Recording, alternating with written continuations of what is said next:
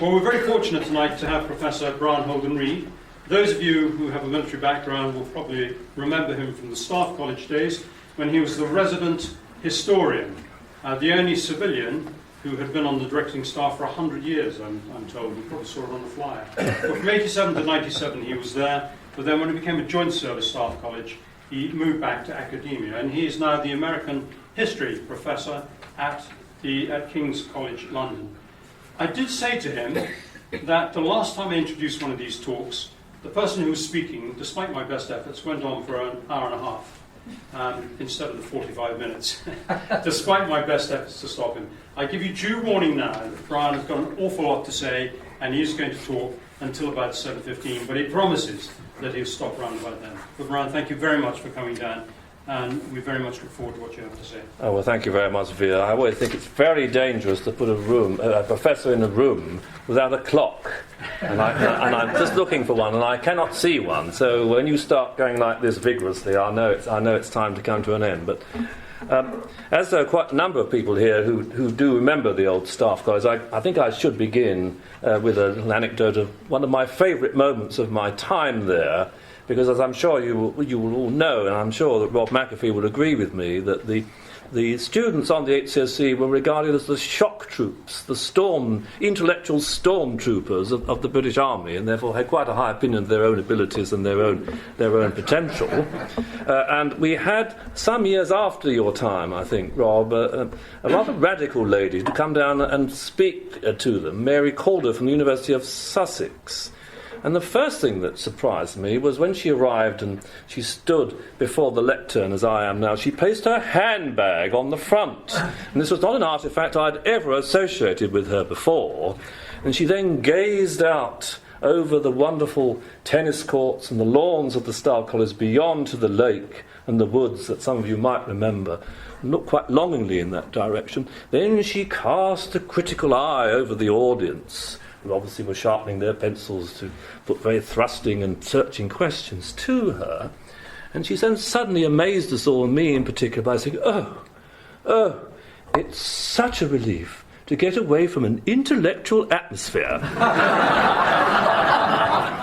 And I must say, ladies and gentlemen, I must say straight away that I don't think that for a moment this evening, and it's an absolute delight to be here, and I'm only so sorry that my dear friend Christopher Wallace is not here, as he initially invited me.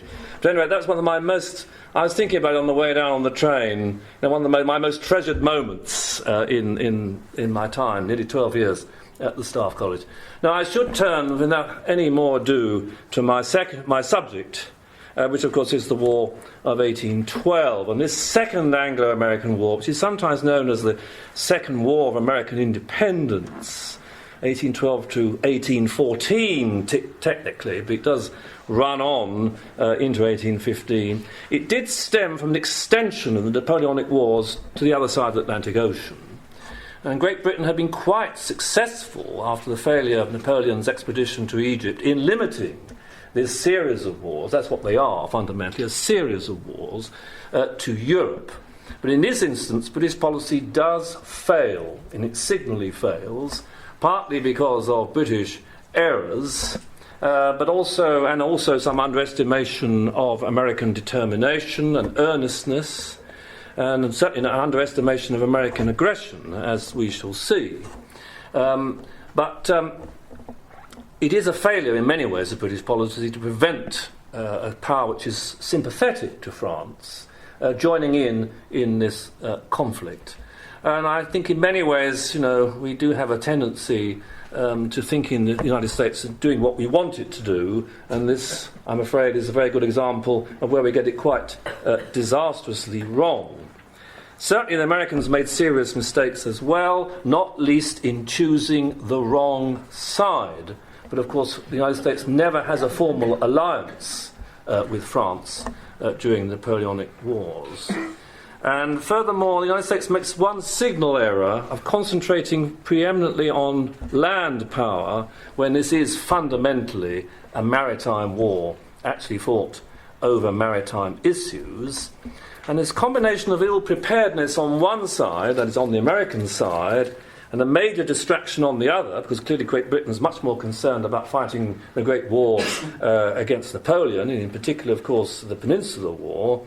These two factors lead to a good deal of fumbling, a good deal of miscalculation too, but also a lack of decisiveness. One of the most remarkable features about this war is how there are very, very few decisive moments in it, until actually the war, as we shall see, is over. A rather curious development, but I'll come to that in due course. So a good deal of indecisive fumbling on both sides.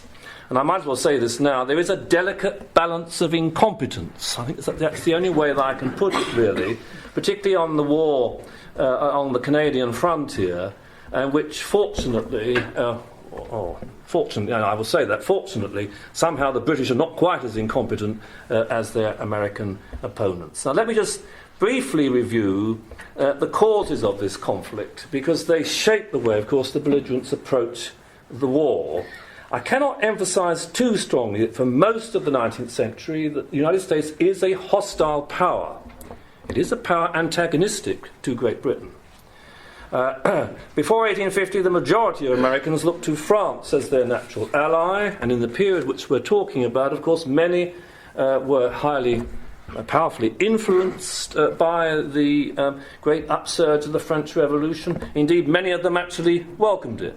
Not least this man here, Thomas Jefferson, the third President of the United States. Let me see if I can work this successfully. And James Madison, who will be the fourth President of the United States, who will be the main American character in the war, which I shall be speaking about, who succeeded Jefferson in 1809 and eventually takes the decision in June of 1812 to bring the United States into war with Great Britain. Both of these men were deeply hostile to Britain and sought opportunities to eradicate all British possessions in North America. The American relationship with France is by no means consistent. There's what is known as a Quasi War with France in 1798 to 1800, which is fought at sea, but the United States doesn't enter the war against France. Nonetheless, whatever the provocations, the United States tends to be more tolerant towards France than towards Great Britain, whom she sees as her natural enemy. Her natural enemy. It's a curious feature of American history that the United States tends to see Great Britain, sometimes simultaneously, as both her natural enemy and her natural friend. And I'm very keen to emphasise that point to you because, of course, the language of the special relationship has permeated our relations over the last three-quarters of a century or so. It was very difficult, very different in the 19th century. Now, let me look at this broader context of the Napoleonic Wars. Now, during the Napoleonic Wars, both Britain and France waged economic war against one another. After their triumph at Trafalgar in 1805, the British pursued the war against Napoleon, having lost their continental allies, by economic warfare. And in May of 1806, a British order in council stipulated that the European coastline between Brest and the Elbe would be placed under blockade. Between the Seine and Ostend, it was strictly enforced. Beyond that, ships were allowed to pass under licence, which of course includes American ships, and there's a great racket, needless to say, of people forging these licences and then selling them at a considerable profit for themselves. So people, neutrals, could trade with France so long as they had one of these licences. Though that would change. The United States reacted quite strongly against this measure. It had been designed to prevent, of course, neutrals shipping French colonial produce into metropolitan France. And the US carried a lot of France's West Indian trade. Jefferson retaliated with the Non-Importation Act of October of 1806, which frankly had very little effect on British merchants.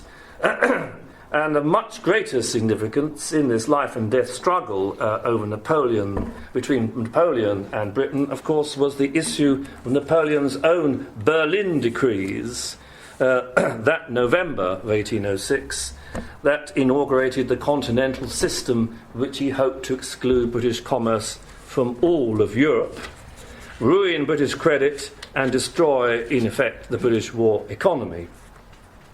He pleased American opinion, though it's hardly his intention, because one of his means was to call upon Britain to abandon what was a perfectly legal practice of seizing the private property of enemy citizens and appropriating that of neutrals when it suited British interests. Britain sought to cut France's coasting trade and exclude neutrals from it, and one of the most prominent of those neutrals is, of course, the United States. Now, this venture into economic warfare, which I'm not going to bore you with for too long, has one profound consequence. It extends the Napoleonic Wars so that, for example, Spain, Portugal, and their colonial empires, of course, mostly in Latin America, and Russia, and in the case of Russia, she re-enters the Napoleonic Wars on the British side. Now the two powers enter it for the first time. The United States, of course, enters it on the French side. But because of her superior fiscal system, Britain is able to raise taxes more efficiently, including, of course, a temporary income tax, which is levied by William Pitt, and able to raise loans from the international money market quite easily. Britain was more likely to win any long economic war. Now, Britain was determined, therefore, to pursue her maritime advantages ruthlessly to counter the threat posed by overwhelming Napoleonic military power on land, and also to seize the initiative, as of course she did in the Iberian Peninsula. Britain simply could not afford to jeopardize her prospects in this regard, in surrendering any of the weapons available to her on sea. Now, a further complication arose, of course, from the growth of American seaborne commerce that had begun at the turn of the 19th century, and mainly as a result of the Napoleonic Wars. 90% of all oceanic shipping using American ports was actually American. And as I've mentioned, the markets which she is exploiting are particularly profitable in regard to French produce. But as we shall see, another very important dimension is that American wheat supplies Wellington's army into the peninsula throughout this conflict. And from 1807, 1808, the import of American wheat to sustain our forces in Spain and Portugal begins. And in 1812 and in 1813, after the war has actually begun, American vessels are sailing to Portugal carrying wheat to sustain British armies in the peninsula. So despite the fact that Britain declares war, the Americans do not, thank goodness, stop their trade with Great Britain. There's not total war in the sense that we understand it in the 20th century. And of course, Wellington's great offensive in 1812 and again in 1813, which takes him to the Pyrenees, is based fundamentally on American wheat, which is supplied by a belligerent power who's actually not allied with, but is fighting on the side of France. That is one of the curiosities of 19th century warfare. Now, in January of 1807, the British passed fresh orders in council that stipulated that no ships could trade between ports under Napoleon's control, that is, ports where British ships themselves which could not go. And in December of 1807, President Jefferson retaliates with his Embargo Act, which prevented any American merchant from trading with Britain. But as we shall see, that is not strictly enforced. But most of its effects are felt in the northeast of the United States, in New England, an area which has been politically hostile to Jefferson's own party, the Democratic Republicans, as they're called. He's actually an ancestor of today's Democratic Party, not to be confused with the Republican Party, by the way. But they're very hostile to this party and remain loyal to the old Federalist Party. So in other words, there is friction here within the United States, political partisan friction, which during the War of 1812 the British will try to exploit. The other strand promoting Anglo-American hostility was American territorial expansion. Napoleon had impulsively agreed to the Louisiana Purchase of 1802. Oh, that's the eastern seaboard of the United States. I may come back to that map, but as it's on, clearly Halifax is the main British naval station in North America, and British naval power will be projected southwards from Halifax. And the most important ports, of course, are Boston. Oh, I shouldn't touch it. I was told not to touch the map, so I must do that again. And of course, Charleston, another very important port. And also Baltimore in Maryland, which is not marked on this map. Oh, there it is. Baltimore, another very important port. Baltimore, the significance of Baltimore is it's very loyal to Jefferson's party, whereas Boston is not. But there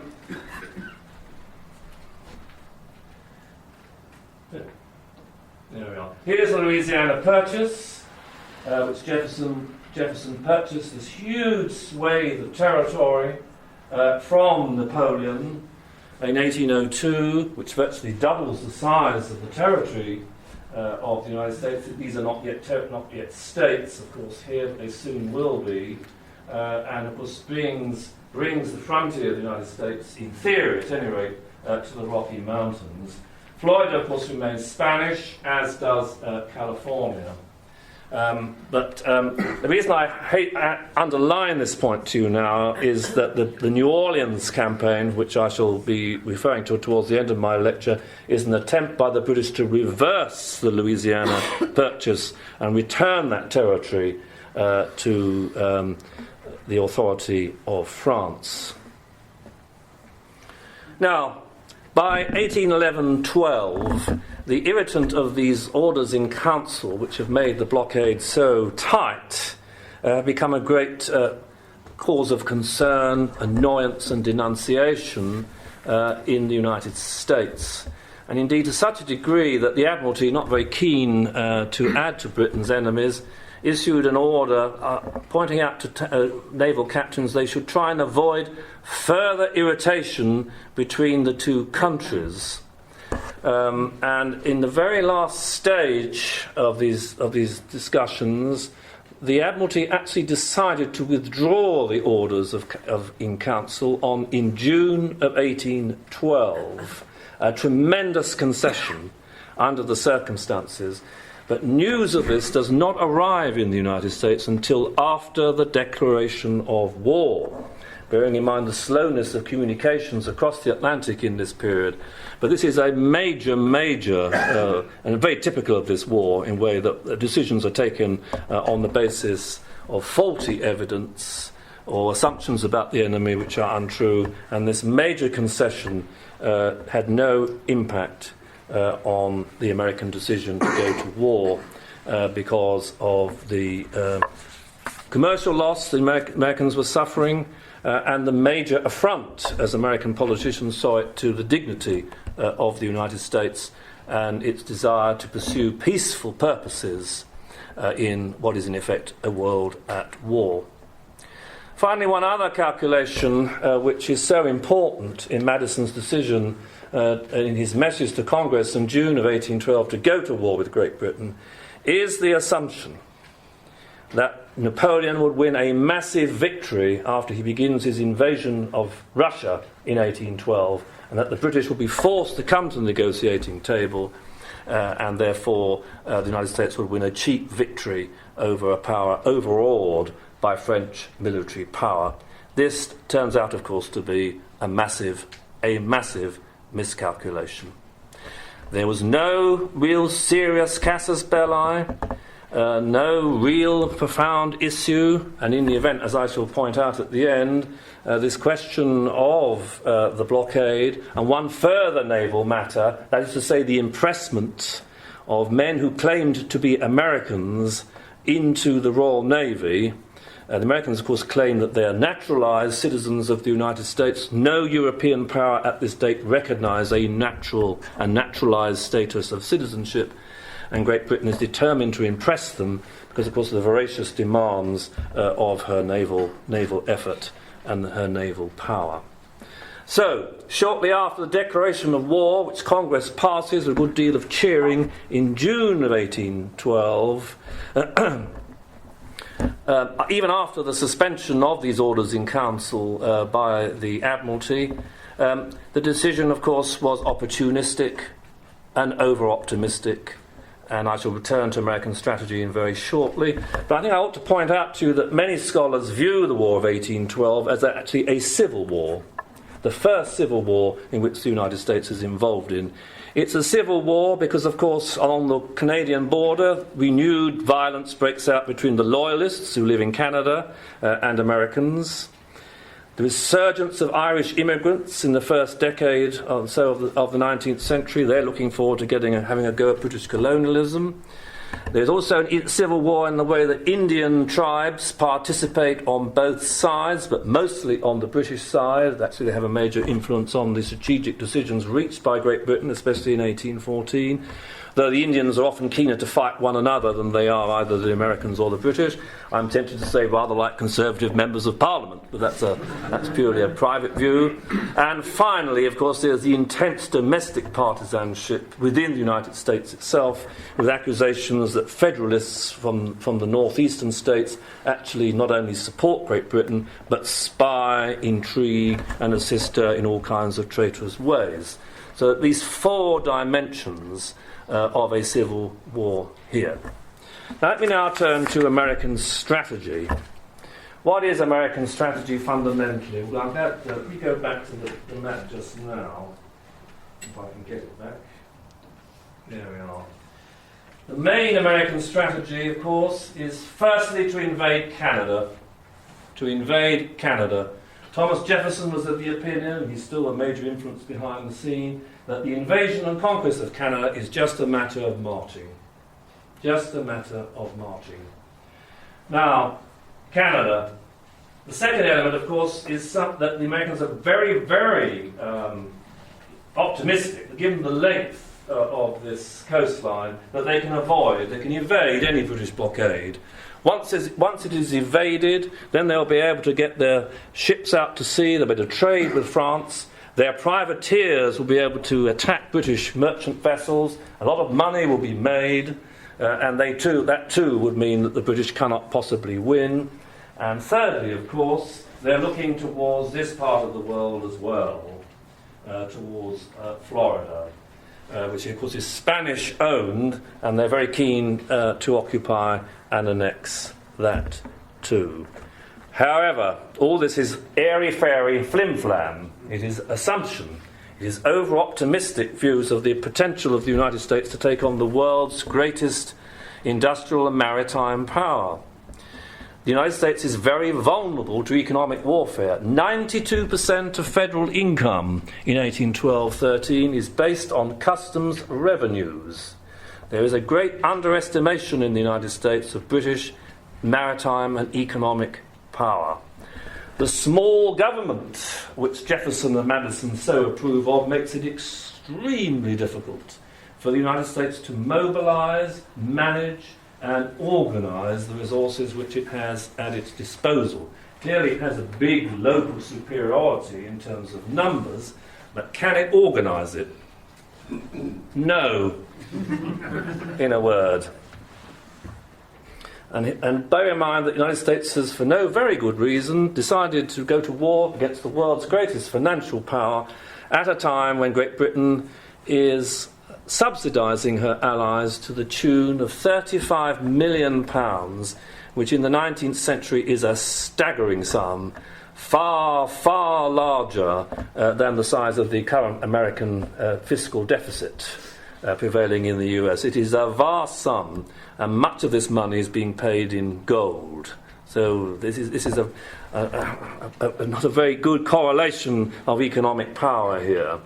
Now, the American strategy is based, of course, on a rapid advance to seize Canada, occupy Quebec and Montreal. Montreal, of course, being the seat of government, is the main point, which should be the point of main effort. But, of course, unfortunately, over time, American resources get stretched along this long frontier, and they lose momentum in where they should be focusing their efforts. There had been an increase in the regular army just before the declaration of war, and the United States Army is around about 7,000 men in 1812.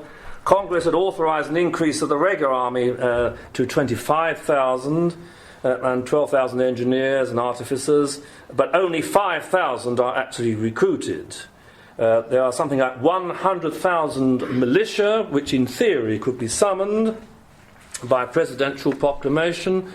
But of course the northern states, not just those in New England, but the state of New York and also Pennsylvania, are not very keen on participating in this war, because of course this is all one economic ecosystem, I think is the current jargon. This is all one. Of course, under British rule it was all one, and therefore there are strong interests in New England and in New York in continuing to trade with Canada, and there's a good deal of reluctance to participate in what was regarded as a party political war. Let me just move on. Now there, that handsome, well-fed face is Henry Dearborn, a revolutionary hero, and this is William Hull, looking equally prosperous and contented with his prospects in life. Both these gentlemen were Revolutionary War heroes. Both of them had given little thought to military affairs for some 30 years or so. They are summoned back to the colours and will take commands along the Canadian border. And at last, it's one of those decisions of, does a man who's had a distinguished past, and does he come back and put it, does he going to gain further glory, or is he going to make a complete mess of things and ruin his reputation? Alas, in both these cases, the latter case is what actually happens. Both these revolutionary heroes are forced to return home in ignominy. But I ought to emphasise to you, in this very brief sketch of American strategy, that underneath it all, President Madison is of the view that Britain will make concessions. She can be brought to the negotiating table and give the United States what she wants. Big illusion. Now, what's British strategy? Now, the majority of the reinforcements to the British Army, such as it was in Canada, come from the West Indies, needless to say, because of the demands of Wellington's operations in Spain. They wish to stand on the tactical defence in Canada. It is vital that the British do not lose. They win, in other words, if they do not lose. So standing on the tactical defence, clearly employing naval resources to wear the Americans down over time. But it's rather curious. It takes the British some 4 months to start thinking about the blockade and 5 months before it actually begins. Why? Because most of the admirals and their lordships in the Admiralty in Whitehall believe that the United States will actually sue for peace. And the naval commander-in-chief is actually told that his prime duty was the restoration of peace. Well, given the optimism in which this war had broken out, that, I'm afraid, also was an illusion. You see how this war is shaped by illusions and misjudgments by either side in its opening phase. Now, the war stumbles forward. First of all, at sea, which I'll sketch over very briefly, the Americans really do rather well at the outset because of their frigates, which are bigger, powerful and better guns. And in a series of individual duels with Royal Naval vessels, who are rather old and undergunned and underpowered in every way, 2 American frigates, the Constitution and the United States, defeat 3 Royal Naval frigates. And this is given an enormous amount of attention in the newspapers and allows the United States to win a great propaganda coup at the very outset, something which I think in this room we are all very accustomed to. The newspapers give it a great deal of attention, popular opinion is engaged, and the true significance of these operations is actually actually misunderstood, because although these American ships do extremely well, they are actually damaged in these encounters. They're forced to return to their port, and these vessels therefore do not attack British convoys, do not attack British merchant ships. In actual fact, it turns out to be a great strategic victory, but it's not obvious at the time. So, that's the first plank, insofar as there are any of American strategy, gone in the first phase. It doesn't look like it superficially. There is no evasion of the blockade. There is no attack on British convoys. There is, of course, a demand for retribution. Now, the war on land. Let me now move to the Canadian frontier. Now, I think it's this one. Here we are. I hope you can see this map at the back. It's rather smaller than I would have hoped. But Canada in those days was divided into two colonies. Lower Canada, which of course is Quebec, French Canada if you like, and Upper Canada. Obviously Montreal is the crucial point here in terms of centres of government, but Quebec is the greatest fortress in North America, and therefore pivotal. He who takes Quebec takes North America as a whole.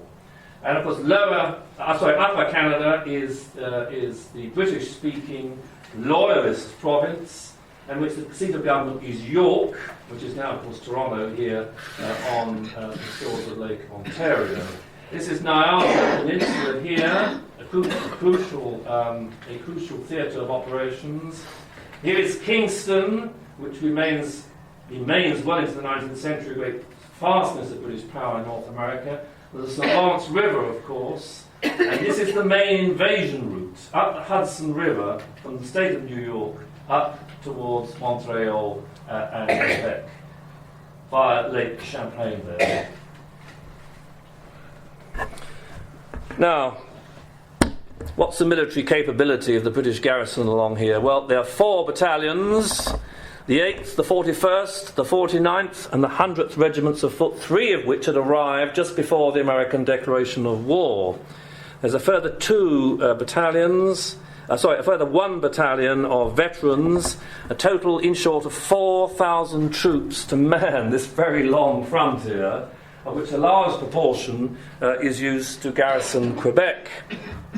There are further 3 battalions of provincial fencibles, as they were called, the Newfoundland, which are not technically Canadian, the Canadian and the Glengarry Highlanders, a further 2,500 troops, which makes a total force of 6,500 men to man this frontier. Small force, but quite good quality troops. But they're, of course, spread out along that frontier. In theory, they're supported by 40,000 militia, but that's just a number on a piece of paper. There were only 400 spare muskets in 1812 to arm the militia, though, of course, more would come. The US objectives, primary to seize Montreal, the secondary objective to secure Quebec, and thirdly, he who holds Detroit, which of course is a mere fault here on the margins of this map, has returned, I gather. I've not been there, but I gather from those of my friends who have, it's almost returned to its condition in 1812, 1813 and more recent years, with fields growing in former car parks.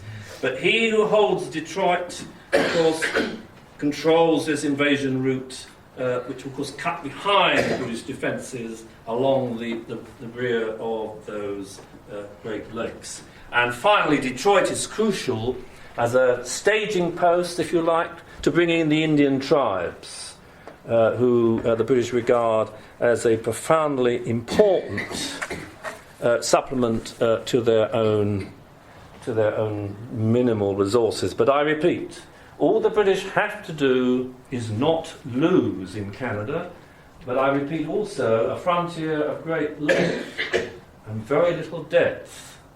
So it's a near run thing, to coin a phrase. Now let me now proceed into the military events. The American invasion begins in October of 1812 and is little short of a fiasco. A dynamic figure, Brigadier General Isaac Brock, who sends out emissaries to the Shawnee tribes which are of course in Ohio, so they're all down here and beyond. He allies with Tecumseh, the great Indian, the very charismatic Indian chief, who of course is a national hero in Canada, even though he's not technically Canadian. And Tecumseh brings in his warriors, some 600 or so, their vital supplement, and in a great coup de main, Brock manages to seize, with some 600 men in total, Detroit, which is, of course, an American garrison held by 2,000 American soldiers. So this is a tremendous feat, and, of course, gets the American invasion off to the worst possible start, considering, of course, they're all advancing up here, and they're losing their bases behind them, and coordination with all the states, of course, further south. So this is a disaster for the Americans, and they're repulsed on other points. Why? Poor training, feeble command, overestimation of the importance, underestimation rather, of the importance of sustainability, because even these advances to Montreal involve very long approach marches over this wilderness, and they don't have the capacity to supply their troops as they advance. There's no Erie Canal from New York State, so everything has to be dragged over this very wild countryside, and there's no support for the Americans from the French-speaking Canadians. None at all. In fact, they turn out to be very, very hostile. So, the long and short of all this is, despite the big success of seizing Detroit, there is stalemate on the Canadian front. But that's all that Britain needs. In the autumn of 1813, American forces advance on Montreal, and that too fails. So this is by no means a great success for the US, with American forces being repulsed at Chrysler's Field in November of 1813. This is not the Battle of Waterloo. This is not a great triumph for British arms, and with a reasonably competent commander, the Americans should have won. But American forces withdraw. Again, that's all that Britain needs. That's all that Britain needs. So, what is the balance, the strategic balance as the year turns from 1813 to 1814? The United States Navy could not prevent the amphibious operations taking place both on the eastern seaboard.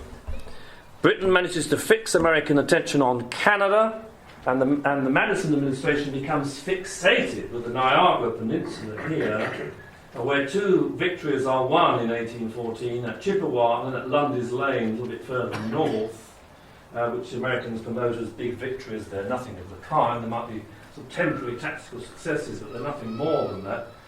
But why are the Americans focusing on the Niagara Peninsula when this is the true centre of gravity in Canada? Why are they investing so much effort? At one stage, Madison actually sends reinforcements to the west.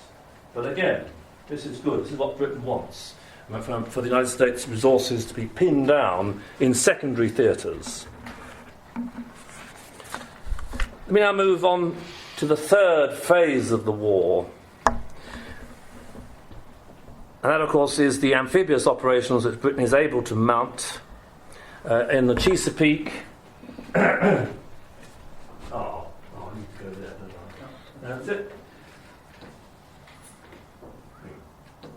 Oh, there we are. In the Chesapeake Bay in 1814, which of course are quite famous. The first one is against Maine, which is not on this map, but the most famous of all in August 1814, of course, is the attack on Washington, which of course forces the President of the United States to flee in ignominy from the White House. 4,000 troops are landed. 4,000. Again, we're not talking about huge forces here. In 3 brigades, only one British brigade is actually brought into action. The 1st Brigade, which engages American troops, some 6,000 American troops, mostly militia, at a tiny obscure hamlet called Bladensburg, which is marked here. Here it is on the map. Here it is. You see how idyllic and tiny it is. And that's actually a sketch made much later. So there's probably been some building on the green belt, I think, since then. But it is a very tiny place. 6,000. The light infantry engaged the Americans at Bladensburg, and some units of the militia immediately leg it. And as the American commander decides to try, who's appropriately called Winder, as he decides to try and realign his forces and bring the whole force back, they all suddenly discover in their diaries that they have urgent appointments in Washington, D.C., and the whole force legs it. The only Americans who put up any fight at all are actually sailors who had to scuttle their ships as the British advanced. So this is a very humiliating military action for the United States. And of course, thereafter, British troops move in and destroy all the public buildings and any military infrastructure in the city of Washington, D.C. This is a disastrous moment for the United States. There's a big run on the banks that follows it. Madison, of course, is humiliated, and American prestige takes a nosedive. In many ways, this is the crucial moment in the War of 1812. And then there's a third attack on Baltimore in Maryland, but this is much less successful. Now, I must race on to the only regimental connection with the War of 1812 that I could discover, and that, of course, is the New Orleans campaign, which takes place at Christmas and January of 1815, after the signing. The battle actually takes place after the signing of the Treaty of Ghent, where the United States sues for peace on British terms. And the issues of blockade and impressment are not even mentioned in that treaty. But Madison is so keen to bring the war to an end that he does so, and Britain asserts her imperial and her naval prerogatives, which of course lasts for another 2 generations, the foundation of the British Empire in the 19th century. So the peace has already been signed. I often hear about futile military operations, particularly in the First World War. That is, I think it seems to me, a challengeable verdict, but there is absolutely no doubt whatsoever that the New Orleans campaign is indeed a futile exercise. And they do not know, neither side knows, that the peace has already been signed, because the treaty doesn't actually arrive in the United States until February of 1815. Such were slow communications in the 19th century. Well, let me just very quickly, you forgive me for hastening, but I can see that Vere is looking at his watch. This handsome man is brother-in-law of the Duke of Wellington, Major General Sir Edward Ned Pakenham. He is nominated as commander of the British forces in the New Orleans campaign. And this grim, rather romanticised, grim, determined, ruthless, and highly, highly ambitious man is Andrew Jackson, the American commander at the Battle of New Orleans, 9th President of the United States. Highly ambitious, not a man to be crossed. And as we shall see, Pakenham greatly underestimates his abilities, and certainly his determination. And I do hope you can see that. It's very disappointing to me that this map has turned out to be so small. Pakenham comes out after a disastrous start. Although the British were very successful in landing, almost unopposed, after an initially successful operation against American maritime forces in the New Orleans Delta, there's actually a marvellous opportunity on the 23rd of December for the British actually just to march into the city of New Orleans unopposed. And the commander on the spot fails to take it. He fails to take it. And therefore, this opportunity, once wasted, could not ever be seized back again. And when Pakenham comes out, he's determined to get some vigour back into the British operations and gets a real grip on operations, but that in fact turns out to be counterproductive.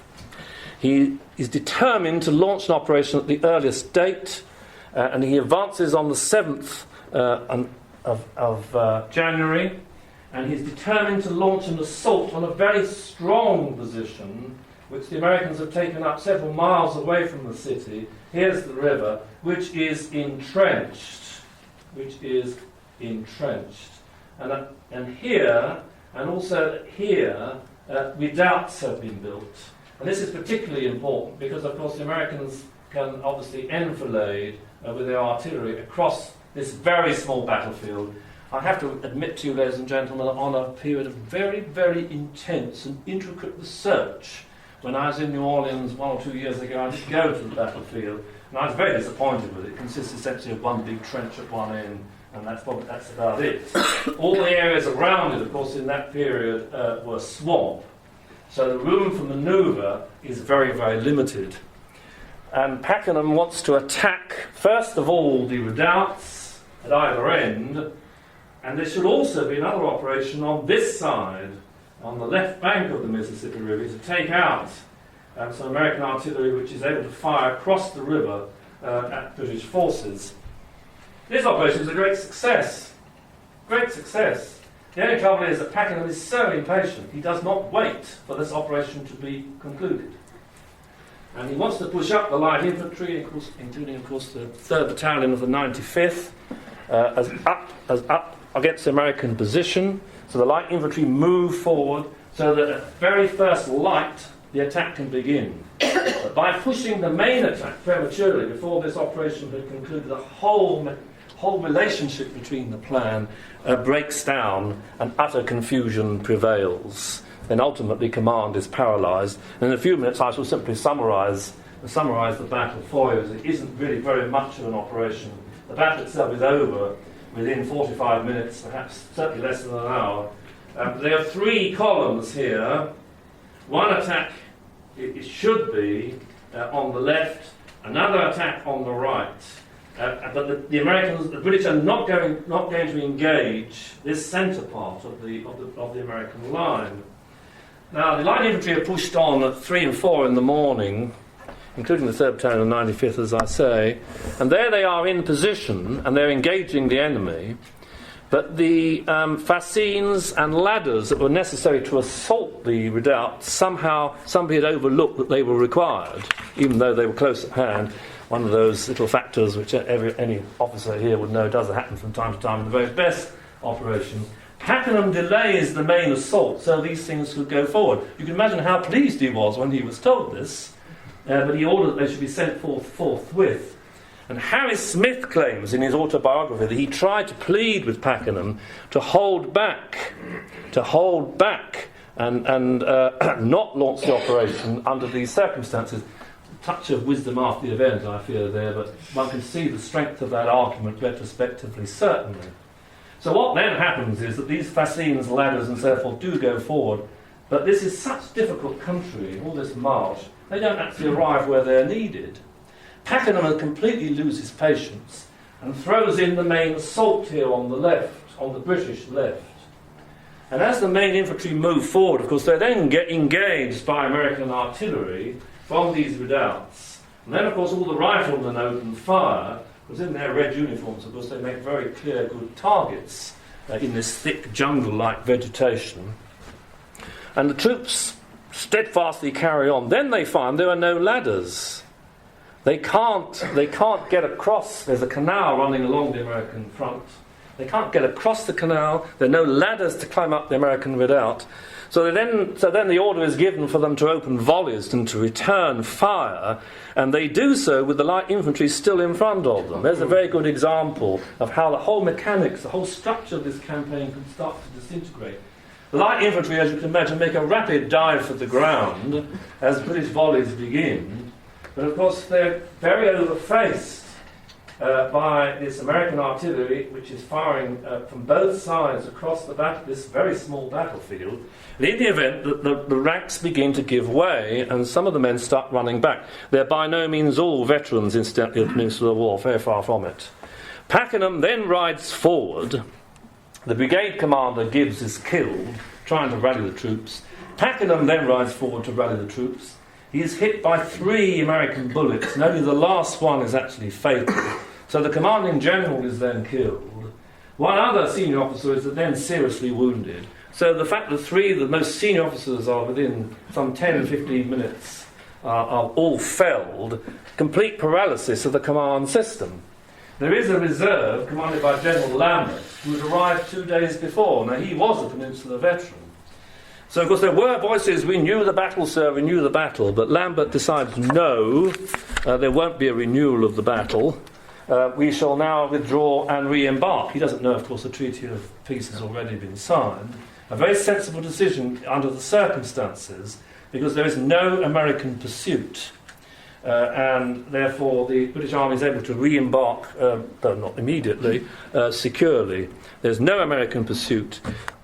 Some 2,000 casualties were sustained by a force of something like 7,500 men in total, which includes, incidentally, 1,000 black troops. So 2,000 casualties had been sustained. 500 alone by this column here, which included the Highlanders, the 95th, who'd got lost in this jungle and had veered off towards the American centre. And 500 of these Highlanders who were standing out proudly were gunned down by American infantry behind their entrenched lines. So the American casualties are small, but I must confess I've never been quite convinced that they were as small as 8 dead and about 21 wounded, which are the figures that Andrew Jackson put out after the battle. I can see Vere looking at his watch, and I'm slightly trespassed on my time. I will simply say this. For Great Britain, this is a war, it's a distraction and a nuisance, and most people are rather pleased when it's all over. For the United States, it's not. There's an extraordinary capacity to turn defeat into triumph. And of course, the evidence of this battle is used to show the superiority of American troops over British troops, to show the superiority of Andrew Jackson's generalship, and of course he's delighted to agree with that conclusion.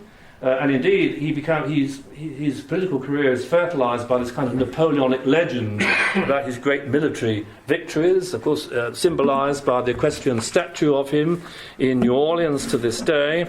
And of course he does eventually win 2 terms as President of the United States. But there are serious failures on the American side. Weakness in the administrative apparatus, clumsy command system, and the slowness of Madison, of course, to exert his prerogatives as Commander-in-Chief in a way, because they hadn't been properly tested before. And of course it does expose the strengths and weaknesses of the US political system in its infancy. But to Americans to this day, the War of 1812 has an enormous importance in bolstering and boosting an idea of American identity and American superiority in many ways, particularly Marshall's superiority, and is regarded as a victory in the United States, when of course all the evidence points that it is not. And much of this is based, of course, on this last concluding action, fought after the Treaty of Peace had been signed, in which there were some, 7,000 on the American side and 7,500 on the British side. So a very small action, but it is written up by Americans afterwards as if it is the Battle of Waterloo.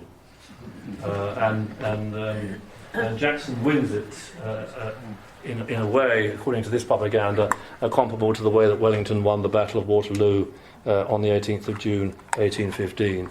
On such a basis, of course, are nationalist myths and history written. Thank you very much. I'm sorry, dear, I didn't quite succeed in... Very well, 5 minutes before time, you said.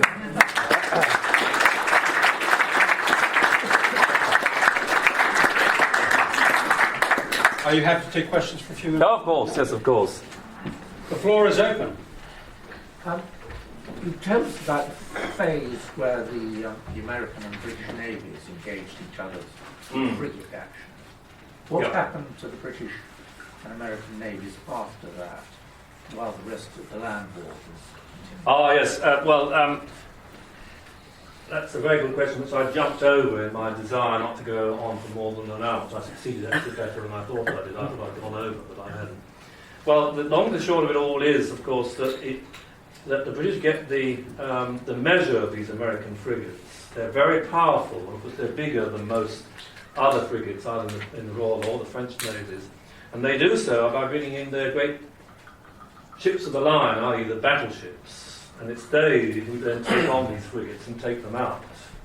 The Constitution and others are taken out. So that is not given quite so much attention by American apologists of the war as the earlier successes. But that's one reason.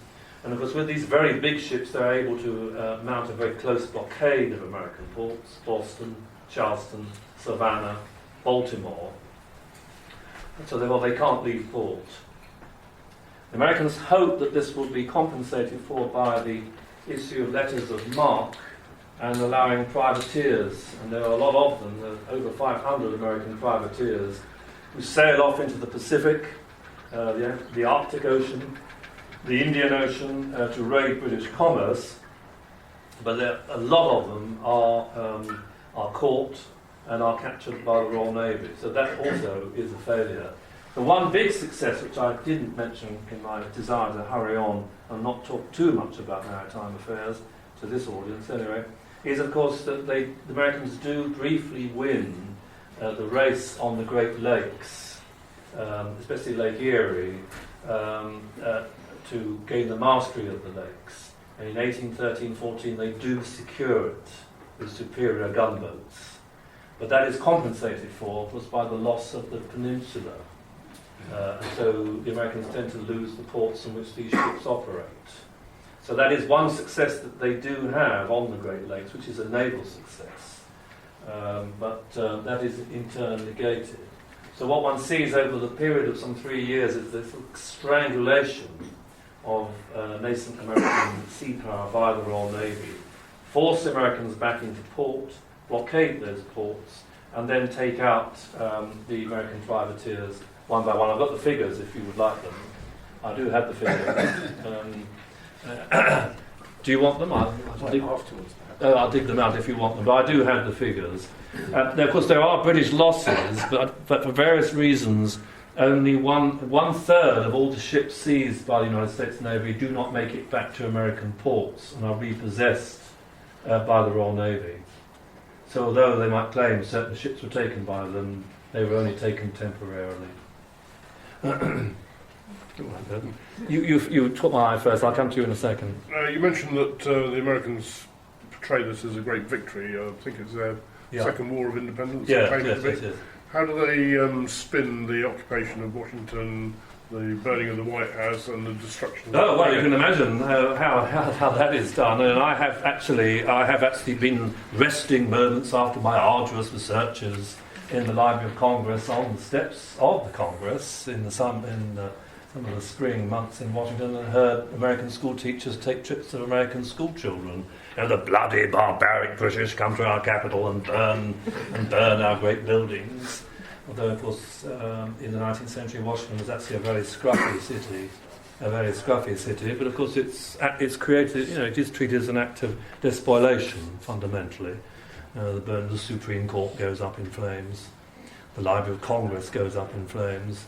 So it is treated as a barbaric act. And do bear in mind, much of the nationalistic literature produced by the United States, the British are always presented as barbaric and bloodthirsty and brutal. It's very necessary to make that. So John Fortescue, in his History of the British Army, says that there was some lack of enthusiasm to carry out these duties among the British. I personally don't believe that. I think they got stuck in with some enthusiasm. But it is in this kind of nationalistic imagery, it is very important to turn the enemy into a very nasty, unpleasant, and brutal was it not foe. in That's what they do. retaliation for what they did in York? What? Was it not in retaliation for what they did burning the public buildings in York? Well, one could claim that. There's always claims of that kind in war. I think it had a very particular function, and it was a very strategic function, I think, in this conflict, which of course did have the desired effect. The Americans did sue for peace. It was a terrible humiliation. Yes, sir. When you were talking earlier about the Canadian frontier and the length of it and the few British number of soldiers, I didn't quite understand, where did all the British soldiers come for the Battle of New Orleans? Because you mentioned about 5,000 there, and were there 6,000 on the Canadian front? Oh, of course, there were reinforcements. You see, I decided to cut all that. The original plan was to have a very substantial force of some 20,000 troops. But then that was then severely cut back, mainly because Britain had committed herself to maintaining 75,000, i.e. the essence of Wellington's army, on the continent. Well, it didn't actually achieve either. But they couldn't deploy as many as they wished because I've come too far. Because it was on the PDF thing. oh, of course, thank you, I've forgotten. Yes, no wonder I can't find it. They couldn't bring as many as they wanted because of these commitments to Europe, and so the force was then 6,000. But the Royal Navy wanted to have a three-pronged assault, including not just New Orleans, but also Georgia and Alabama, in alliance with the Creek Indians. So that was the logic behind that.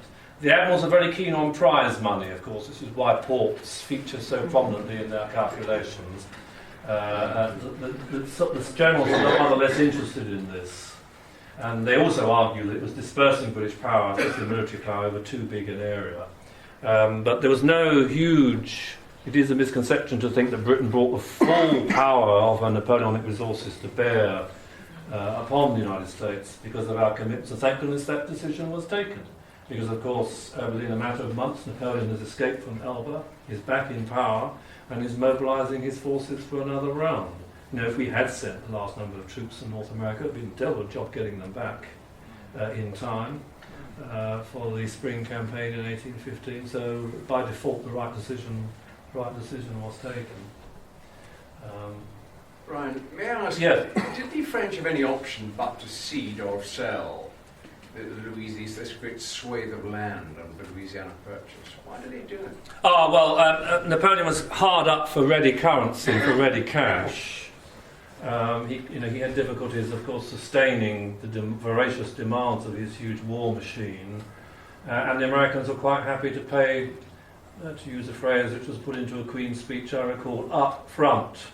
And Jefferson was able to pay the cash $2 million. I can easily check the figure for you, and was able to purchase it. And Napoleon wanted the money. Though I mentioned this earlier in my talk, I did slip up by not pointing out to you that the British never accepted this as a legitimate transaction.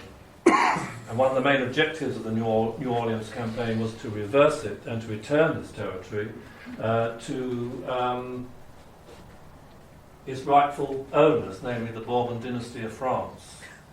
Now, the United States had passed in 1811 something else I'd glided over and didn't mention, the No Transfer Resolution, which passed with both houses of Congress. Now, the essence of this was the United States did not wish to see the transfer of territories, they don't say this is what they mean, currently owned by weak powers to much stronger powers.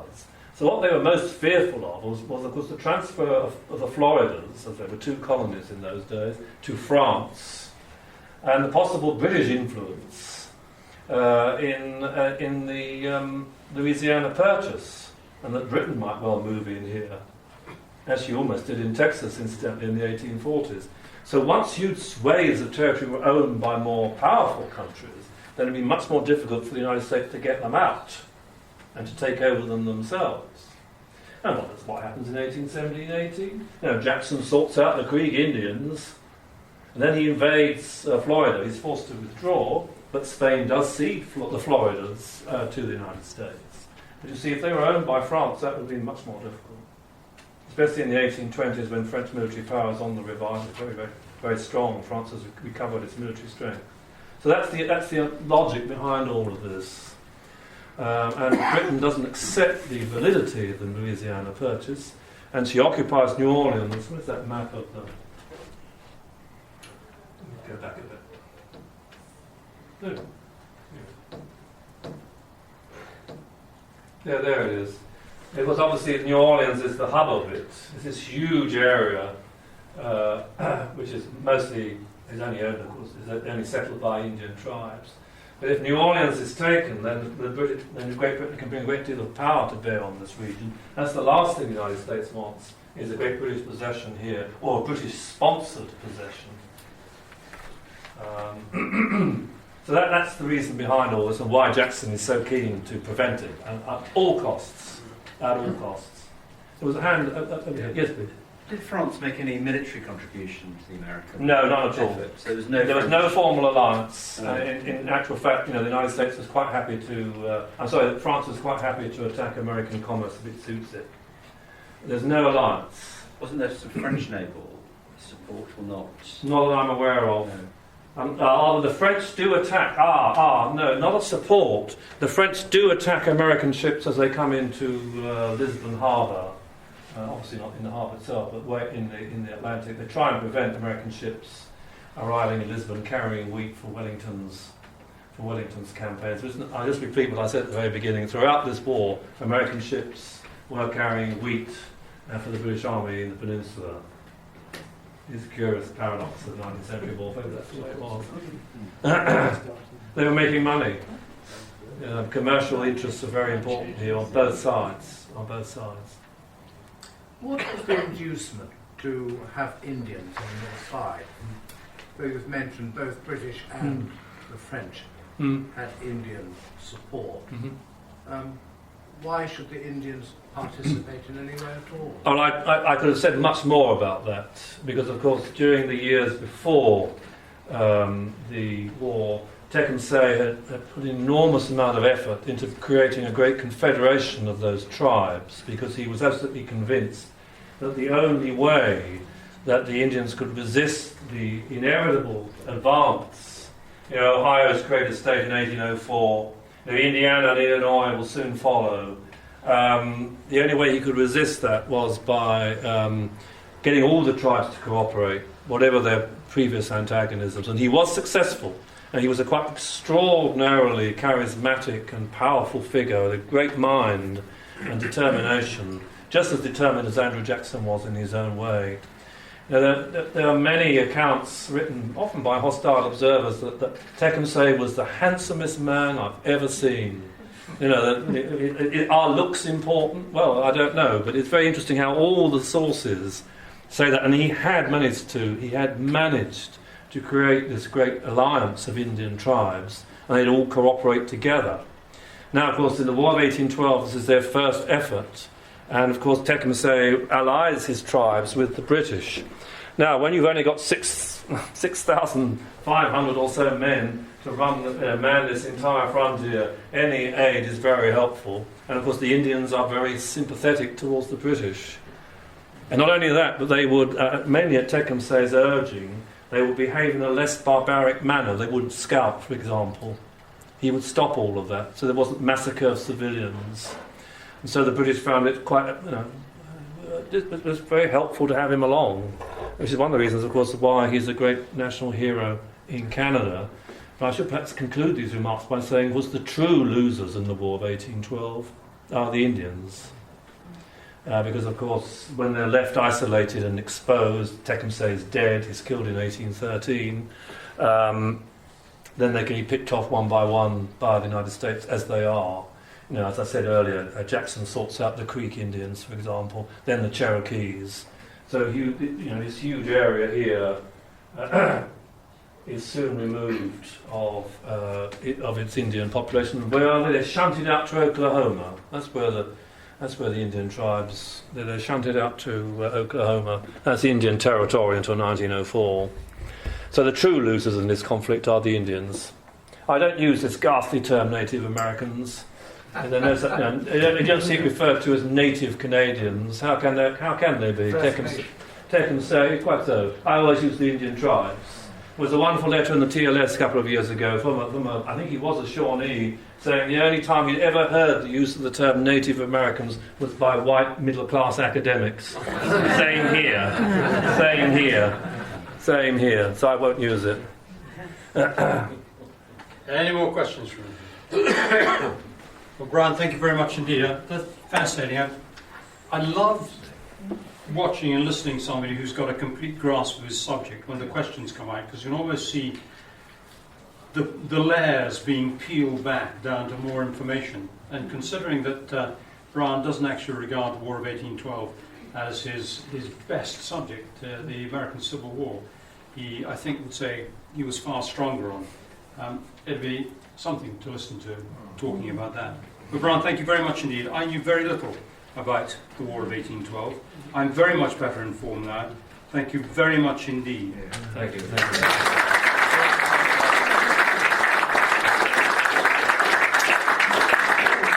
I remember my dear late friend Richard Holmes saying that the worst kind of torture was listening to somebody banging on, and then behind you there were people opening bottles. I was absolutely determined that that would not happen this evening, that there would be bottles being opened, and I'm still banging on while the naval dimensions of the blockade. I did mention to you the waft of canapes. Yes. Flyer on your seats, the next talk on the 11th of November. Sorry, the 10th of November. The reason I said the 11th of November is because if you read it, you'll find that it's almost exactly 100 years to the day that the 52nd fought the Prussians in Nonny-Boshen. I think it'll be a very, very good talk. Do come along. General Bob Pascoe is going to be hosting it that evening, and we look forward to seeing you there. Don't forget to pick up a Christmas card from the back, please. They're excellent Christmas cards. Please. Thank you.